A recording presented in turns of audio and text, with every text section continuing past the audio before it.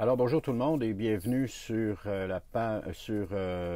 message de ce matin du Centre chrétien Lac-Saint-Jean-Est. Et bientôt des gens vont se joindre à nous. Ah, certains sont déjà branchés. Amen. Alors, je vais commencer le message en prière si vous voulez bien. Seigneur éternel, je te remercie pour ce temps que nous avons ensemble ce matin. Je te remercie pour notre rendez-vous virtuel que nous avons les uns les autres, les frères et les sœurs ensemble. Et je te prie, Seigneur, que tu nous parles ce matin. Je te prie, Seigneur, que tu nous aides à comprendre ce que tu veux qu'on comprenne et que tu nous inspires, Seigneur, dans ces moments que nous vivons. Alors, je te prie vraiment pour ta présence au milieu de nous, de chacun de nous qui allons écouter ce message en direct, et pour ceux aussi qui vont l'écouter en différé. Seigneur, je te prie d'une touche de ton Saint-Esprit sur chacun, et je te prie aussi d'une touche de ton Saint-Esprit sur ton serviteur, afin que le message soit partagé et que ce soit droitement donné. Alors, Père, c'est dans le nom de Jésus que je te prie. Amen. Amen. Alors, nous voici rendus à un moment important de notre vie, c'est-à-dire de notre vie spirituelle. Depuis quelques semaines, toutes nos habitudes sont chambardées, toutes nos routines sont complètement bouleversées. Depuis quelques semaines, on ne fait plus les choses comme on les faisait autrement. On avait l'habitude de faire les choses de façon machinale, c'est-à-dire la semaine, on va travailler, le soir, c'est les devoirs, la fin de semaine, le dimanche, c'est l'église, et toutes les choses étaient faites de façon machinale.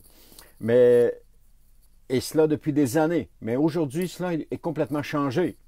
Pour quelque temps, c'est-à-dire un temps où est-ce que nous sommes mis en quarantaine, tout est changé. Même si notre vie chrétienne s'en trouve chamboulée, frères et sœurs, désormais, nous ne pouvons compter que sur le Seigneur. Et c'est une grâce pour le chrétien de compter sur le Seigneur. C'est une grâce pour le chrétien que d'avoir quelqu'un sur qui s'appuyer. Imaginez une personne qui n'a pas de Dieu avec elle. Cette personne, sur qui est-ce qu'elle s'appuie? Elle va s'appuyer sur des hommes. Elle va s'appuyer sur le gouvernement.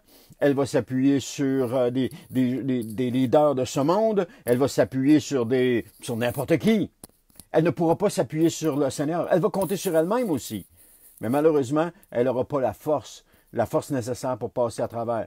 Et c'est cela qui est important. C'est ça qui est bon, c'est que nous pouvons compter sur le Seigneur. Comme frères, comme chrétiens, nous pouvons compter sur le Seigneur. Notre vie chrétienne s'en trouve chamboulée, comme je vous disais, et désormais, nous ne pouvons compter que sur le Seigneur, bien entendu. Certes, il y a bien des prédicateurs comme moi sur Internet. Il y en a plusieurs. Ce matin, à 10 heures, là, c'est le gros boom du direct sur Internet, mais gloire à Dieu. Mais ce n'est rien de comparable à la compagnie des frères et des sœurs. Ce n'est rien de comparable que d'être rassemblés ensemble. Et ce que nous pouvons plus pour le moment. Psaume 133, chapitre 133, le verset 1 nous dit « Oh, quel plaisir c'est pour des frères et quel bonheur que d'être ensemble. » Je le répète. Oh, quel plaisir c'est pour des frères et quel bonheur que d'être ensemble. Vous savez, avec l'impossibilité de se rassembler, nous voilà privés de ce bonheur de se retrouver ensemble. On peut le faire de façon virtuelle, mais c'est pas comme la présence les uns des autres ensemble. Parce que quand on est les uns les autres ensemble, il y a quelque chose qui se dégage. Nos esprits communiquent ensemble et il y a quelque chose qui se dégage. C'est comme si on fait un voyage, prenons un pays, prenons Paris, on décide qu'on va à Paris. Et je vais à Paris, je visite des choses là-bas et je vois des choses. Maintenant, quelqu'un d'autre dit, bon, moi, j'ai pas besoin d'y aller. J'ai juste à regarder sur Internet. Et je vais voir les photos, je vais voir des vidéos, je vais voir des choses. C'est comme si j'y étais. La réponse est non. C'est pas tout à fait comme si on y était. Pourquoi? Parce que lorsqu'on est à Paris, on a les bruits, on a les odeurs, on a la sensation. Nos 5 sens sont touchés. Que ce soit la vue, l'ouïe, etc. Les 5 sens sont touchés. Mais quand on est devant notre ordinateur et qu'on regarde, il y a seulement la vue et l'ouïe qui sont touchés. L'odorat n'y est pas. La sensation n'y est pas. Donc, il y a des sens qui sont pas touchés. C'est pas pareil. C'est pour ça que David va dire « Oh, quel plaisir c'est pour des frères et quel bonheur que d'être ensemble. » Chaque croyant qui veut grandir a besoin du soutien de ses frères et de ses sœurs dans la foi. Nous l'avons vu lorsqu'on donne des cours spirituels à des bébés chrétiens. On voit comment le soutien des frères et des sœurs dans la foi est important. On voit comment ils ont besoin de ce soutien-là pour pouvoir grandir. Alors, comme chaque enfant sur la terre a besoin de sa famille pour grandir, mais qu'est-ce que nous pouvons faire? Qu'est-ce que nous pouvons faire? Ce que nous vivons, c'est du jamais vu. Nous n'avons jamais été confrontés à une pareille situation. Ce fait est mondial et il touche tous les habitants de la Terre. Tout le monde y touche. Je regardais quelque chose par rapport à l'Inde ce matin, et l'Inde, c'était désolé. On use de violence en Inde pour soumettre les gens à un confinement.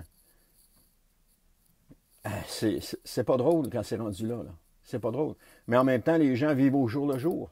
Ils accumulent la nourriture pour une journée, ils accumulent les choses pour une journée, le lendemain, ils n'en ont plus. Une femme disait, j'avais de la nourriture pour 2 jours, j'en ai plus, puis je peux même pas sortir.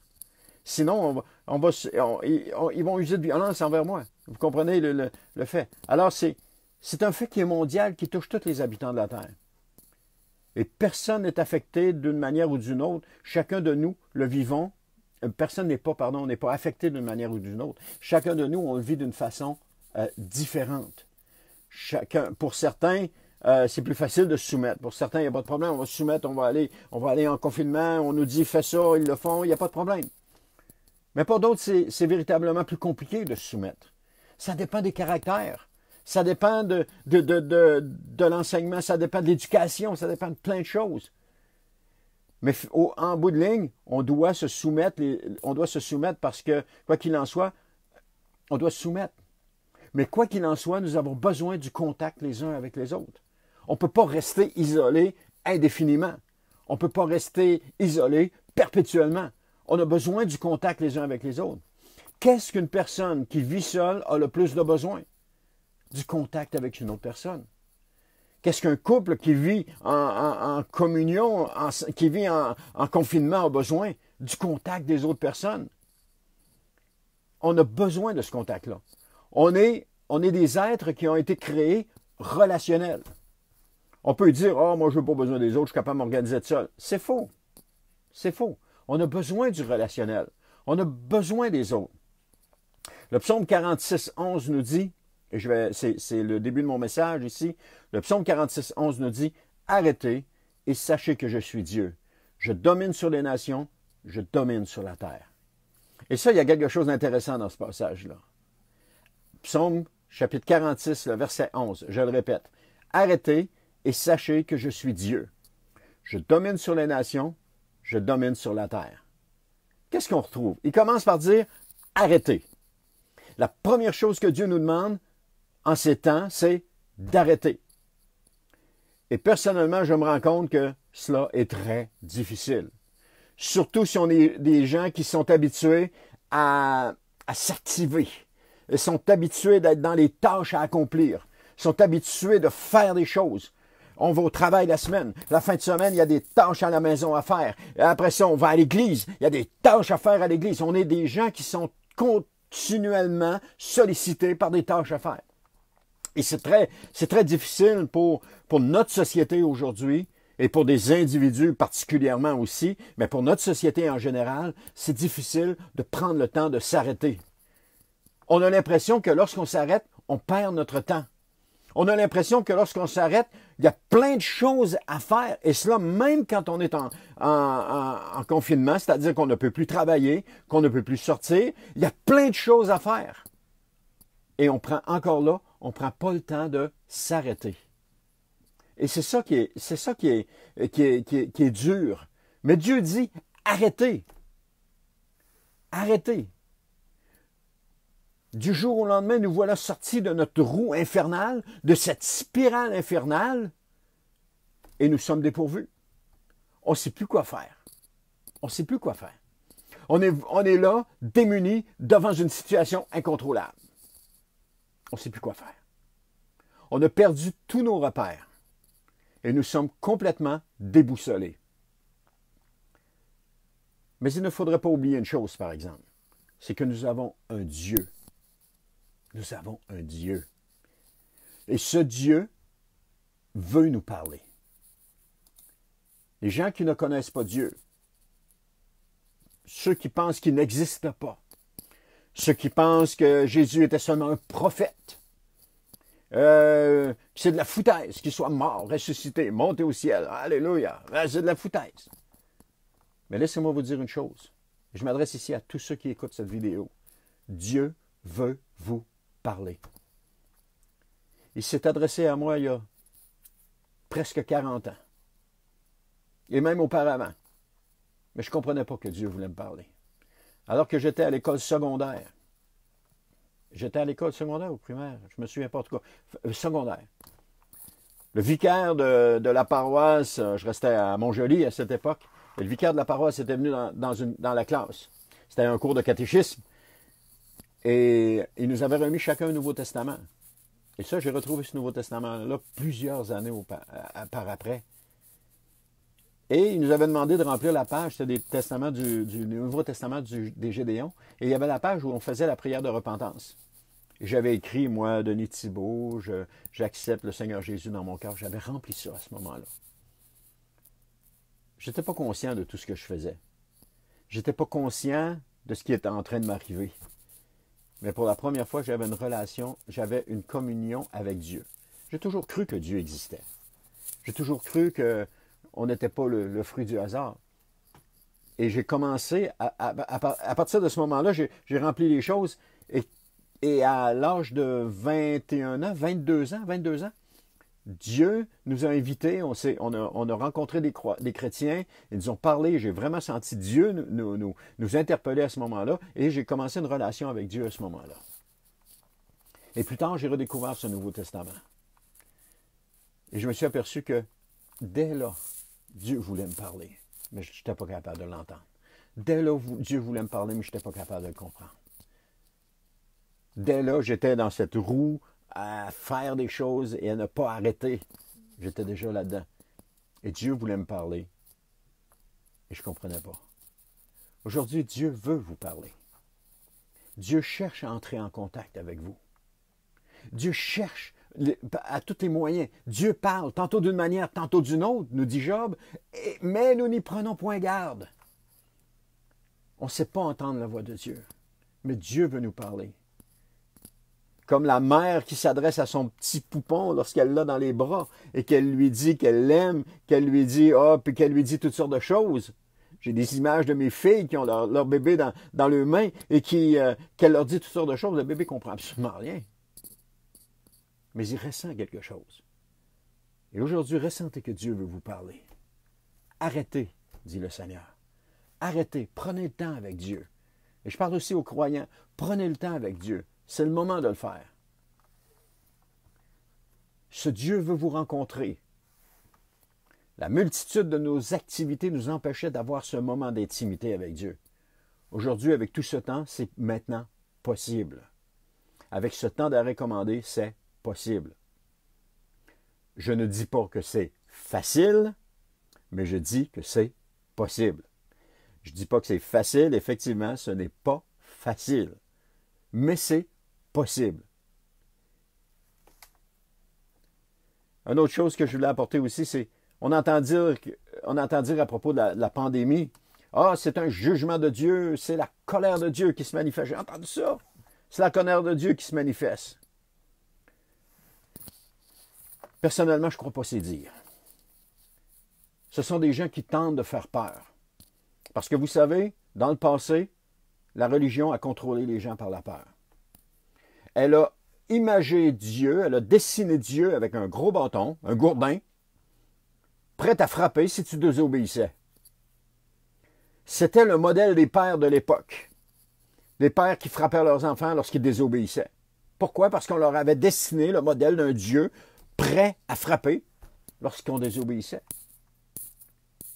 Mais le Dieu aujourd'hui est un Dieu plein d'amour. Un Dieu bon, un Dieu aimant, un Dieu miséricordieux. Et aujourd'hui, le temps que nous vivons n'est pas un temps de jugement de Dieu, où la pandémie n'est pas le signe de la colère de Dieu, c'est un temps de grâce. C'est un temps où où on est appelé à se tourner vers Dieu. C'est un temps où est-ce que Dieu nous tend la main et qui dit « Viens à moi, viens à moi. Toi qui es tourmenté par ce qui se passe, viens à moi, je vais te donner du repos. Toi qui es inquiet par ce qui se passe, viens à moi. Je vais te seconder, je vais te soutenir, je vais te parler.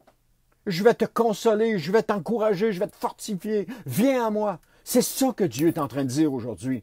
Il n'est pas en train de dire « Oh, je manifeste ma colère sur tous ces gens méchants. » Non, parce que dans Ézéchiel, ce qu'il dit, qu'est-ce que je désire? Est-ce que je désire que le méchant meure? Non, c'est que le méchant change de voie et qu'il vive. C'est ça que Dieu veut. Et le temps que nous vivons aujourd'hui est un temps de grâce où est-ce que Dieu nous appelle à revenir à lui. Lorsqu'il dit « Arrêtez », pardon, lorsqu'il dit « Arrêtez », ça veut dire « Arrêtez puis considérez que je suis Dieu ». Venez à moi. Arrêtez puis regardez, j'ai la main tendue vers vous. Venez à moi. Et je vais vous aider à passer à travers ce temps. Je vais vous encourager, je vais vous fortifier. Venez à moi.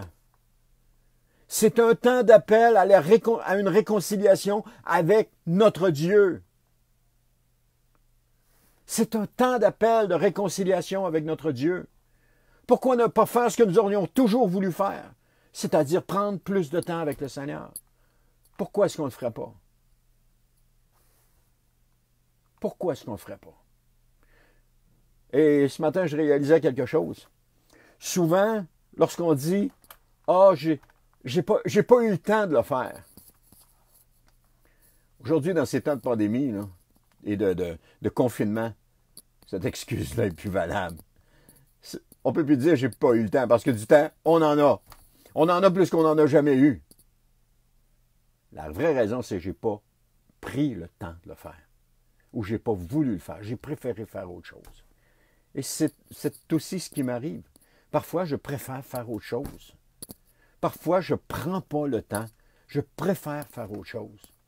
Faire autre chose de plus attirant, faire autre chose de plus égayant, faire autre chose qui nous divertit. Mais de ne pas s'arrêter de prendre le temps avec le Seigneur.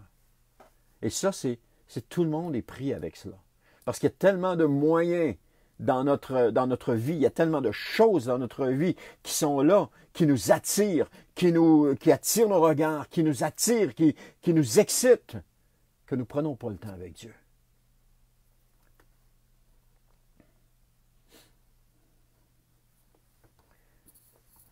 L'autre point que Dieu dit, c'est « Sachez que je suis Dieu ». Arrêtez et sachez que je suis Dieu. C'est le temps de savoir qu'il est Dieu. Tous les pourquoi qui prennent place dans notre tête, toutes les incompréhensions, toutes ces questions sans réponse. Pourquoi ne pas s'en remettre à Dieu? Pourquoi ne pas lui faire confiance? Quand on regarde les gens mettre leur confiance dans la médication, ils mettent leur confiance dans les gens, ils mettent leur confiance dans toutes sortes de choses, sauf en Dieu. Ce que Dieu nous appelle, c'est à lui faire confiance. Plutôt que d'essayer de trouver des réponses à ce que nous vivons. Parce que nous, on est des êtres comme ça. On a besoin d'une raison. On a besoin d'un pourquoi, du pourquoi. On a besoin de le savoir. On cherche à le savoir. Pourquoi ça m'arrive comme ça? Pourquoi est-ce que la situation est de cette façon? Pourquoi? On est toujours là dans des pourquoi. Mais Dieu dit, fais-moi confiance. Arrête tes pourquoi, viens me voir, fais-moi confiance. Je vais t'aider. Puis on va passer au travers, ensemble. Nous avons le privilège de connaître le Seigneur créateur de l'univers. Nous avons le privilège, en tant que chrétiens, d'avoir une relation intime avec notre Dieu. Nous avons le privilège de pouvoir être dans sa présence, sans se sentir jugé ou condamné. C'est la beauté avec Dieu. Oui, mais je peux pas m'approcher de Dieu, je suis tellement pas bien. Viens à Dieu. Viens à lui. Viens quand même à lui. Il y a une parole, il y a un chant qui disait, viens tel que tu es. Viens à Dieu tel que tu es. Et Dieu va te changer. Il va enlever tes vêtements sales, tes vêtements souillés, et il va te donner des vêtements blancs, des vêtements propres. Dans l'Apocalypse, il dit qu'il va même changer ton nom. Il va te donner un nom qui t'appartient à toi seul, que toi seul connais. Viens à Dieu. Romains 6, 23 nous dit, « Car le salaire que verse le péché, c'est la mort. Mais le don gratuit que Dieu accorde, c'est la vie éternelle dans l'union avec notre Seigneur, avec Jésus-Christ notre Seigneur. » Romains chapitre 6, le verset 23, je vous le répète, « Car le salaire que verse le péché, c'est la mort. Mais le don gratuit que Dieu accorde, c'est la vie éternelle dans l'union avec Jésus-Christ notre Seigneur. » Le croyant n'a pas de raison de se plaindre. Il n'y a pas non plus de raison d'être préoccupé par son avenir. Pourquoi? Parce que son avenir est assuré. Son avenir est en la personne du Seigneur Jésus. Faire du Seigneur Jésus son Seigneur et Sauveur nous accorde la vie éternelle. Et si on est inquiet à propos de notre avenir, c'est parce qu'on est inquiet à propos de la capacité de Dieu de répondre à ses promesses.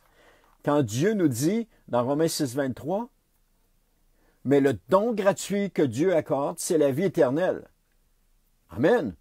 Mais la vie éternelle, il l'accorde où et comment? C'est dans l'union avec Jésus-Christ, notre Seigneur.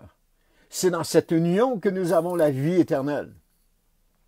Des gens pensent qu'ils vont aller dans l'éternité, mais ils n'ont aucune relation avec le Seigneur Jésus. Aucune. Le Seigneur Jésus est la personne la plus importante. Je ne sais pas si vous avez déjà remarqué quand on lit l'histoire de Joseph dans l'Ancien Testament.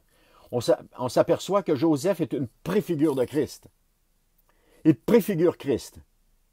Et à plusieurs points, il y a plein de choses qui me viennent à l'esprit à ce moment-ci. Mais l'une des choses, Pharaon lui a donné tout le pouvoir sur le royaume.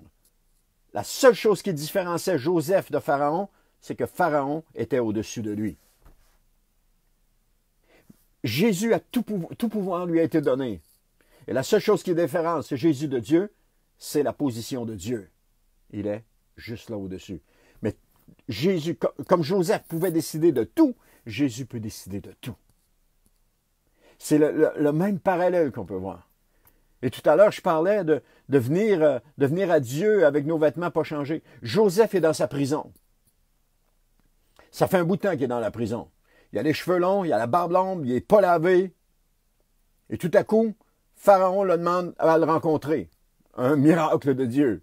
Le Pharaon demande à le rencontrer. Qu'est-ce qu'ils ont fait? Ils l'ont rasé puis ils l'ont lavé.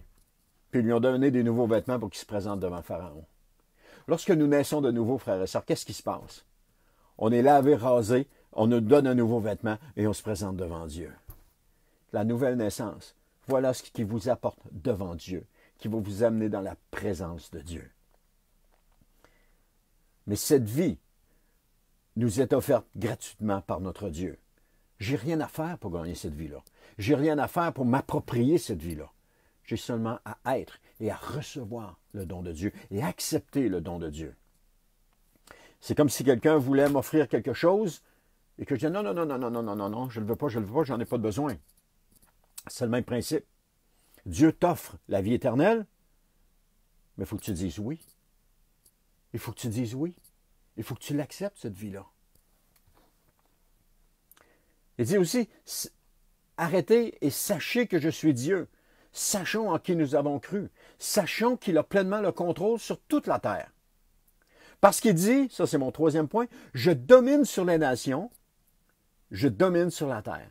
Arrêtez et sachez que je suis Dieu, car je domine sur les nations, je domine sur la terre.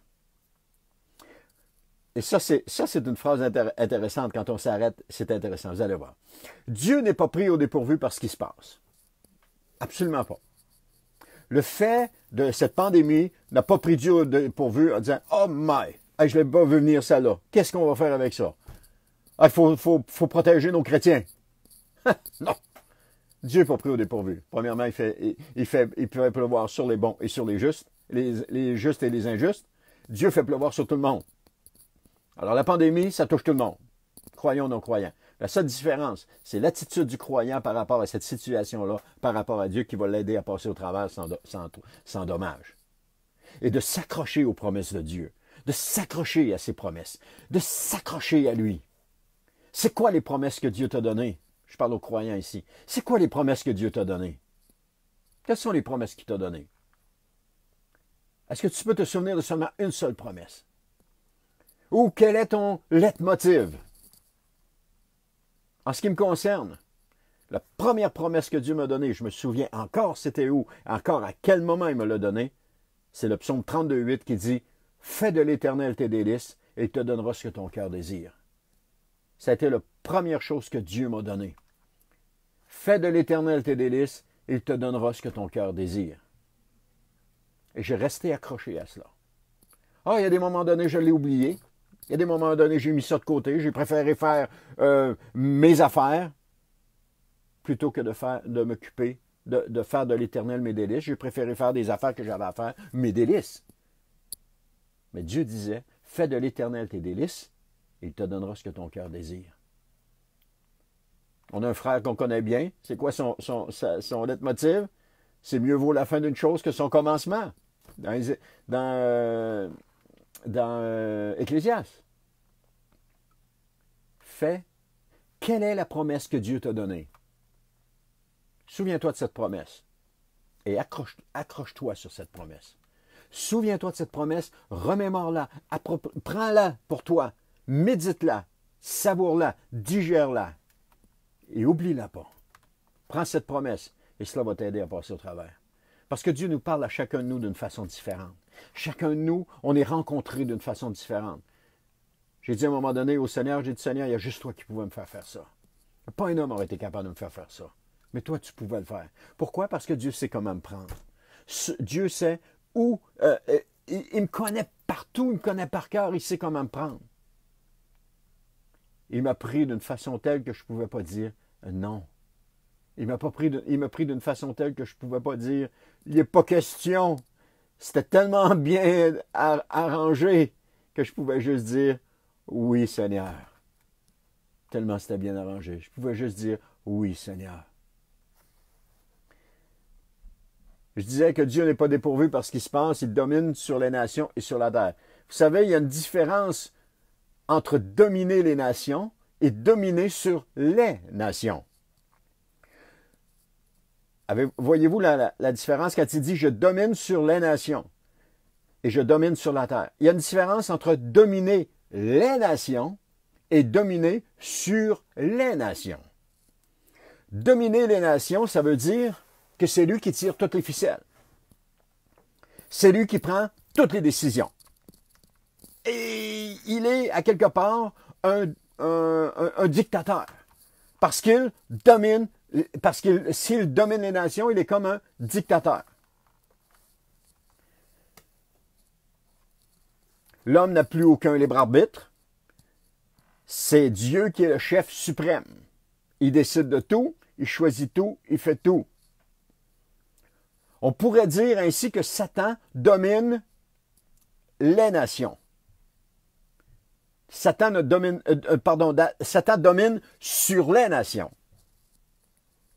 Mais Dieu est plus grand que lui parce qu'il domine les nations. Dominer les nations, ça veut dire qu'il est au-dessus des nations. Il n'est pas sur les nations, il est au-dessus des nations. Dieu est au-dessus de tout ce qui se passe maintenant. Il domine au-dessus de tout cela. Rien ne lui échappe. Rien ne se fait sans qu'il le sache. Il domine les nations. Il est au-dessus des nations. Il est au-dessus de tout. Il ne domine pas sur les nations, il domine sur les nations. Je vous parlais de Joseph et de Pharaon tout à l'heure. Pharaon dominait sur l'Égypte. Et Joseph était juste en dessous de lui. Dieu domine sur toutes les nations. Il ne domine pas les nations. Il est au-dessus de tout. Et il sait tout ce qui se passe. Il en a le plein contrôle. C'est lui qu'on peut faire confiance. Il n'est pas pris au dépourvu. Et c'est pour nous le temps, croyant le temps d'arrêter, de considérer Dieu comme notre Dieu. Arrêtez de considérer Dieu comme notre Dieu.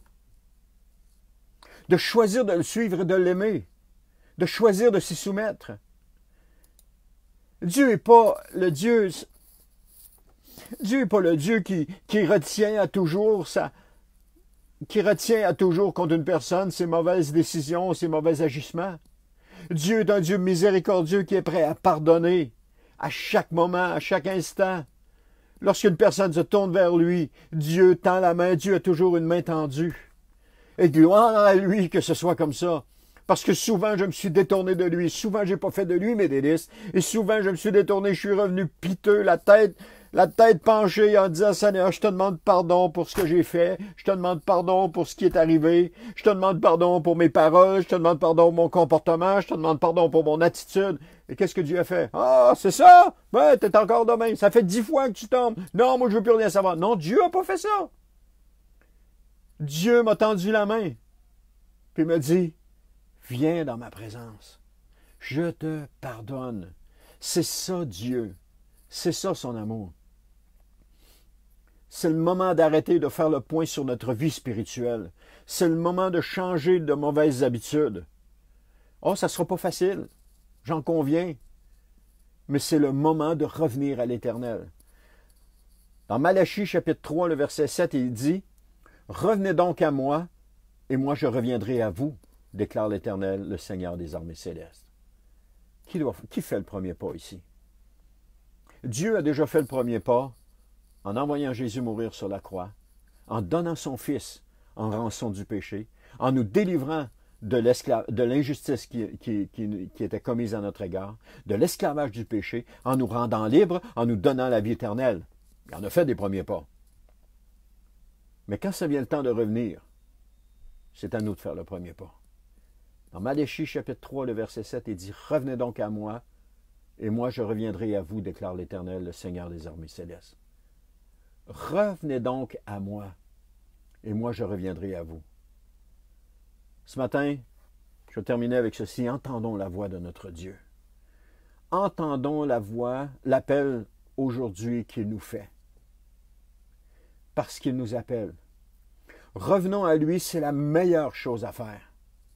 Revenir à notre Dieu est un choix délibéré de la personne qui le désire. C'est une décision de la personne qui désire revenir à Dieu qu'elle prend. Oui, Seigneur, je reviens à toi. Oui, Seigneur, je veux revenir à toi. Je te demande pardon. Quand on revient à l'Éternel, c'est qu'on laisse tomber tout l'orgueil. Ah, si tu penses que je vais y parler le premier, tu te trompes. Ça, c'est de l'orgueil au max. Si tu penses que c'est moi qui vais faire le premier pas, tu te trompes. C'est de l'orgueil au max. Mais revenir à l'Éternel, reconnaître qu'on a péché, reconnaître qu'on est tombé, reconnaître qu'on a mal agi, reconnaître qu'on a mal parlé, reconnaître qu'on a eu tort, c'est de laisser tomber l'orgueil. C'est d'enlever toute cette armure qui est sur nous, qui s'appelle orgueil, de la laisser par terre, de se rendre vulnérable devant Dieu, puis de dire, Seigneur, je te demande pardon parce que j'ai péché contre le ciel et contre toi. C'est ce que le fils prodigue disait. Il était imbu de lui-même, rempli d'orgueil lorsqu'il est parti. Donne-moi mon héritage, je m'en vais, je vais faire ma vie, tu vas voir. Je vais être capable de m'organiser. Après quelque temps, il n'y avait plus un sou, puis il mangeait même pas ce que les cochons mangeaient parce que personne n'y en donnait. Qu'est-ce qu'il a fait? Il a laissé tomber son orgueil. Il a laissé tomber son orgueil et il est revenu vers Dieu. Il est revenu à Dieu, puis il a dit, Seigneur, je te demande, Papa, je te demande pardon. Il est revenu vers son Père. Il dit, Papa, je te demande pardon. J'ai mal agi. J'ai péché contre toi. Et il a laissé tomber son orgueil. Et qu'est-ce que le Père a fait? Le Père, quand il a vu qu'il revenait, il courut vers lui. Il l'a saisi dans ses bras. Il lui a dit, mon fils, mon fils. Et là, il a appelé les gens dans son bureau. Il dit, pas dans son bureau, mais dans sa maison. Il dit, tuez le Vaugron, on va faire un anniversaire, mon fils est revenu. Donnez-lui une robe noble, des sandales, autrement dit, donnez-lui un bain.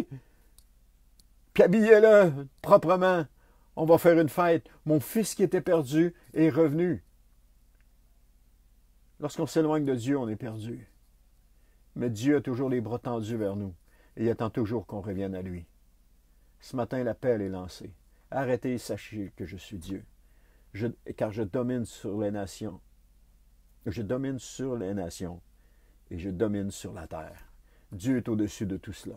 Il est plus grand. J'ai dit au début que Dieu avait été perçu comme un Dieu vengeur, mais ce n'est pas un Dieu vengeur. C'est un Dieu qui est rempli d'amour. C'est un Dieu qui est rempli de compassion.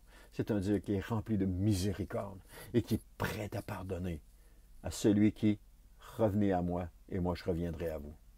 Entendons la voix de notre Dieu. Entendons l'appel aujourd'hui qu'il nous fait.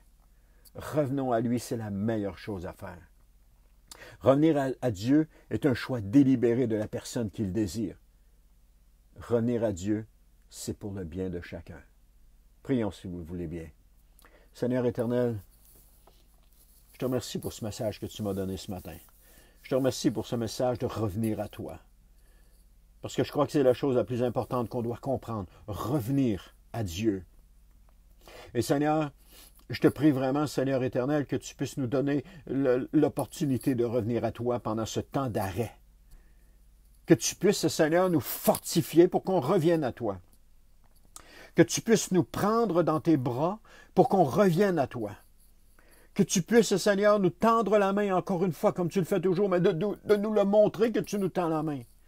Je te prie, Seigneur, pour que l'orgueil tombe maintenant et que chacun de nous on revienne à toi. Parce que maintenant, Seigneur, c'est plus l'affaire d'un bâtiment où est-ce qu'on va à l'église et qu'on se pavane devant les autres en étant une image. Mais ce qu'on est maintenant, Seigneur, c'est nous face à toi, nous nus devant toi. Seigneur, il n'y a plus de faux semblants, il n'y a plus de paraître, il n'y a plus rien de cela. Il y a juste toi et moi, Seigneur. Il y a juste toi et moi. Et Seigneur éternel, je te prie, Seigneur.